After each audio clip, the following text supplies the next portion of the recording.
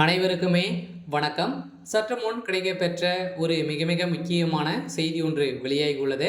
சற்று முன் ஈரோட்டில் திமுக வேட்பாளர் திடீர் மாற்றம், இது மாதிரி பார்த்தீங்கன்னா செய்திகள் வந்து வெளியாயிருக்கு.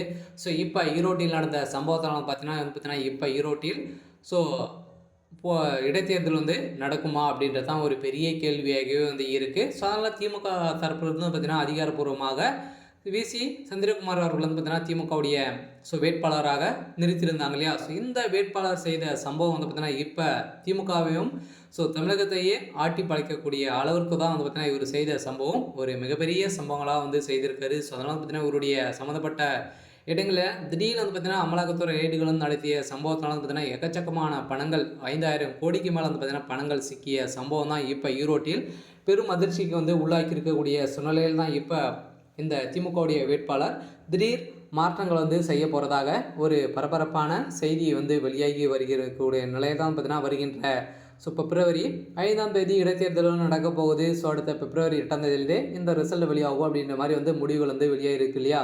ஸோ இந்த தேர்தலில் இந்த முறை திமுக போட்டியிடும் என்று அறிவிக்கப்பட்டிருந்த நிலையில் காங்கிரஸ் வந்து பார்த்தீங்கன்னா இதற்கு ஒட்டுமொத்தமாக முடிவு செய்து திமுகவை களமிறங்க வைக்கத்திருக்கக்கூடிய நிலையில் தான் பார்த்தீங்கன்னா அவர் வந்து பேசியிருந்த நிலையில் இப்போ பிஜேபி அதிரடியை எதிர்ப்புகள் வந்து தெரிவித்து வந்திருக்கக்கூடிய நிலையில் வந்து பார்த்தீங்கன்னா எதிர்க்கட்சிகள் அனைவருமே இந்த தேர்தல் நடத்தக்கூடாது அப்படின்ற அனைவருமே எதிர்ப்புகள் வந்து இருந்திருந்த நிலையில் தான் இப்போ அதிரடியாக இப்போ ஈரோட்டியில் வந்து பார்த்தீங்கன்னா இந்த திடீர்னு வந்து மாற்றங்கள் வந்து ஏற்பட்டிருக்கு.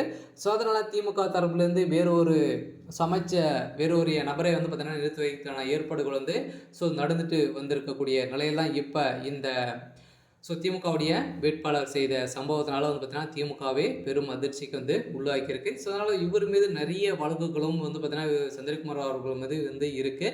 அதனால் இவருக்கு எந்த ஒரு தகுதியும் வந்து இல்லை அப்படின்ற மாதிரி தேர்தல் ஆணையமே இவர் வந்து நின்றாரு அப்படின்னா தேர்தல் ஆணையம் இதுக்கு சப்போர்ட் பண்ணாது அப்படின்றது பார்த்தீங்கன்னா இந்த தேர்தலை வந்து நிராகரிக்கப்படும் அப்படின்ற மாதிரி வந்து சொல்லியிருக்காங்க. ஸோ அதனால் இப்போ திமுகவுடைய வேட்பாளர் வந்து அதிரடியாக இவருடைய வீட்டில் திமுகவுடைய தலைமையகமே பார்த்தீங்கன்னா இவருடைய வீட்டில் 3000 கோடி வந்து பார்த்தீங்கன்னா வந்து இறக்கியிருந்தாங்க.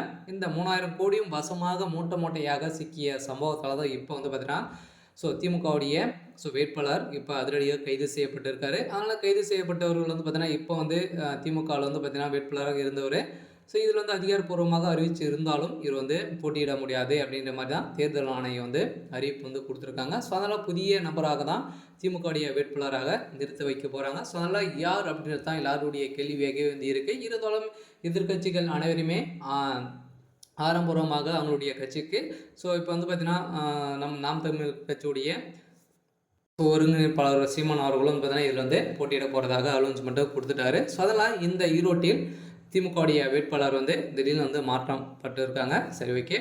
இன்றைக்கான அப்டேட் வந்து இதுதான். மறக்காமல் நம்மளுடைய சேனலை சப்ஸ்கிரைப் பண்ணி சப்போர்ட் பண்ணுங்கள். தேங்க்யூ.